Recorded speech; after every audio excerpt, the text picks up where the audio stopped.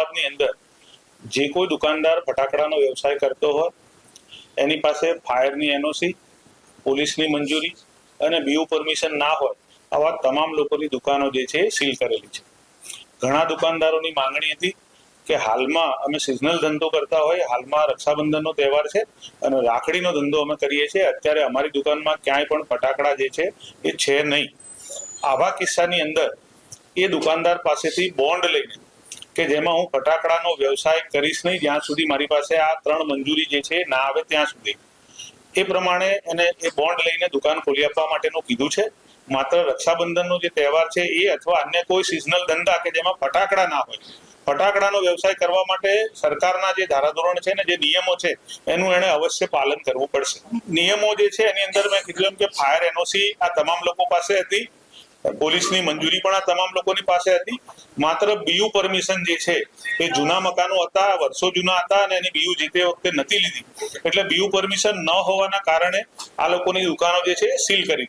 Fire NOC જે છે ફટાકડા માટેનો જ વિષય છે. અત્યારે જે દુકાનમાં ખોલવા માટેનું કીધું છે માત્ર ને માત્ર રક્ષાબંધનનો તહેવાર છે, એ દુકાનદારોએ એની અંદર પોતાનો માલ ભરેલો છે, એટલે રાખડીનો જે વ્યવસાય છે એ કરવા માટે આ દુકાન ખોલવામાં આવી છે. ફટાકડાનો વ્યવસાય કરવા માટે એની પાસે બીયુ હશે, ફાયર એનઓસી હશે અને પોલીસ મંજૂરી હશે તો જ ફટાકડાનો વ્યવસાય કરી શકશે. ફટાકડાનો વ્યવસાય કરવા માટે મેં કીધું એમ અત્યારે હાલમાં પણ આ 3 મંજૂરી જેની પાસે છે એ લોકો ફટાકડા વેચી શકે છે.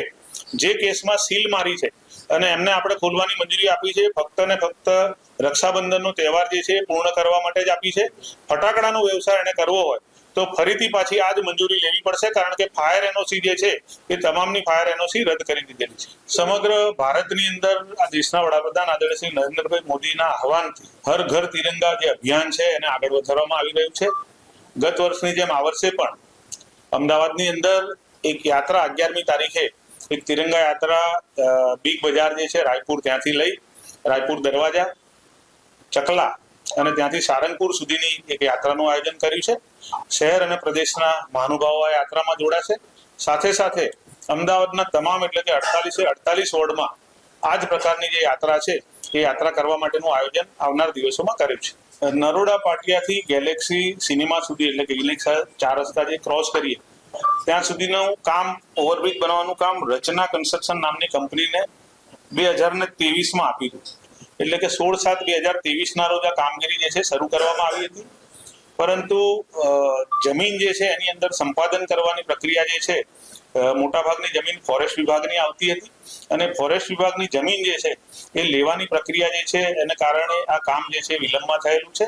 એના માટે રચના કન્સ્ટ્રક્શન પાસેથી 50 લાખ રૂપિયા સુધીનો દંડ પણ કરેલો છે કોર્પોરેશને. અને આ જે કામગીરી છે એ 36 મહિનાની હતી, એટલે કે 15/7/2026ના રોજ આ બ્રિજ જે છે એની કામગીરી પૂર્ણ કરવાની હતી. હાલ આ જે કામગીરીમાં વિલંબ થયો છે એના કારણે વધુ એક વર્ષ માટે એની કામગીરી લંબાવવામાં આવી છે, એટલે કે આવતા મહિનાના 27માં જુલાઈ 27માં આ બ્રિજની કામગીરી જે છે પૂર્ણ કરવામાં